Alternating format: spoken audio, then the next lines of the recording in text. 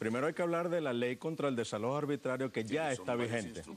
Son dos instrumentos que están rigiendo este ámbito de los arrendamientos de vivienda. Y esta ley contra el desalojo arbitrario, que en realidad paralizó, fueron los desalojos de los tribunales, los desalojos judiciales, los que hace el Poder Judicial. Recordemos que esta ley fue aprobada hace 3 meses por el presidente de la República, basado en la ley habilitante.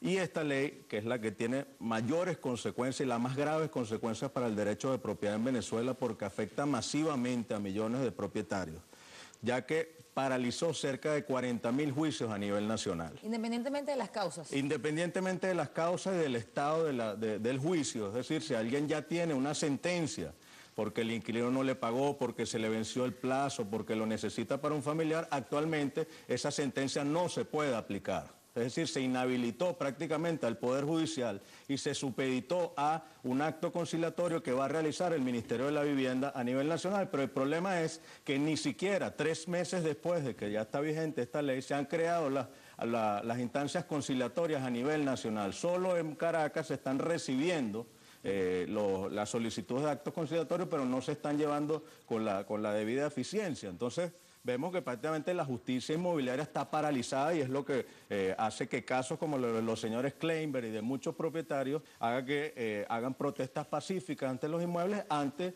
el hecho de que el Estado no está impartiendo justicia, sino que está prácticamente paralizado. Entonces, nuestra solicitud a la Comisión de Administración y Servicios es que derogue esta ley contra los desalojos arbitrarios, porque no tiene sentido hacer una nueva ley de arrendamiento si las reglas que allí se establezcan no pueden ser aplicadas por los tribunales y la condición final para que se ejecute una sentencia sería que el Estado le provea una nueva vivienda, que eso también lo establece esta ley contra el desalojo. Entonces, no tenía sentido que el presidente legislara por habilitante, que por cierto no tenía las facultades para legislar en materia inquilinaria, mientras se hacía una ley sobre la misma materia en la Asamblea Nacional. Entonces, o se deben funcionar o se debe derogar, pero no puede seguir vigente esta ley si la Comisión de Administración y Servicios no toma la decisión de cuál va a ser el destino, porque está paralizado cualquier entrega de un inmueble alquilado y cualquier ejecución de una sentencia que ordene la restitución de la propiedad. El patrimonio familiar de la familia venezolana, ¿cómo se ha afectado con estos instrumentos jurídicos? Uno ve el caso de esta familia y realmente se alarma porque hemos discutido acá el tema con parlamentarios que están manejando esta ley, hablando y apelando siempre a la buena fe de la gente en el caso de la ley, pero vemos acá, esta familia no tiene, está viviendo en un carro. Sí. ¿Cómo queda precisamente como de sacarlos del patrimonio familiar aquí?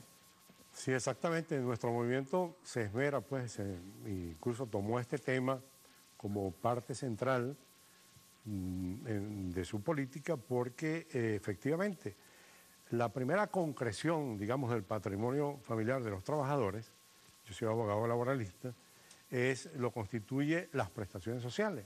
Y generalmente esas prestaciones sociales luego tienen una concreción en la vivienda. Y viene a constituir realmente, digamos, el paso inicial de la formación del patrimonio familiar. Es una prioridad, todo el mundo quiere una vivienda además propia. Y en Venezuela existe la preocupación en muchas familias por tener esa propiedad. Incluso nosotros trabajamos mucho con el movimiento de los jubilados y pensionados, donde lo pírrico de las pensiones, la fragilidad de las pensiones, el monto de las pensiones, hace pues que ese jubilado generalmente tenga como complemento de su ingreso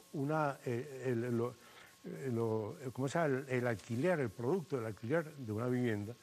Y bueno, porque fue una familia o una persona previsiva que se esmeró y quiso concretar su patrimonio en un bien, digamos, que, como se decía antes, se consolidaba con el tiempo y cada vez aumentaba su valor.